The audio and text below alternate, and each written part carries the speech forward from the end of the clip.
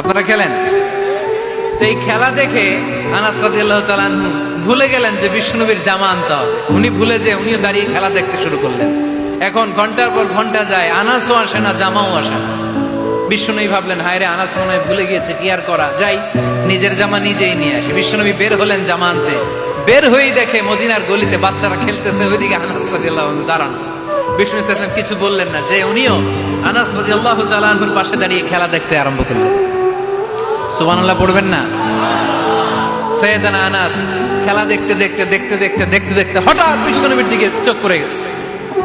বিশ্বনবীর চোখের দিকে যখন সাইয়েদানা আনাস রাদিয়াল্লাহু তাআলা আনহুর চোখ পড়ে গেছে, সাইয়েদানা আনাস বলে, আমার কলিজাটা এখান থেকে এইদিকে চলে আসছে ভয়ে। কিসে? ভয়ে।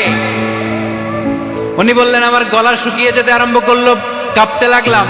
হায় হায়, এখন আমার মনে পড়ছে বিশ্বনবীর জামা আনতে পাঠাইছিল, ভুলে গেছে খেলার আবেশে পড়ে।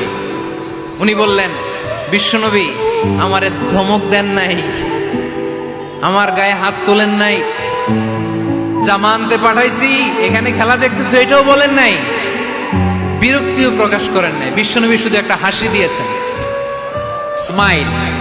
কি দিয়েছেন? একটা মুচকি হাসি দিয়েছেন। কি হাসি?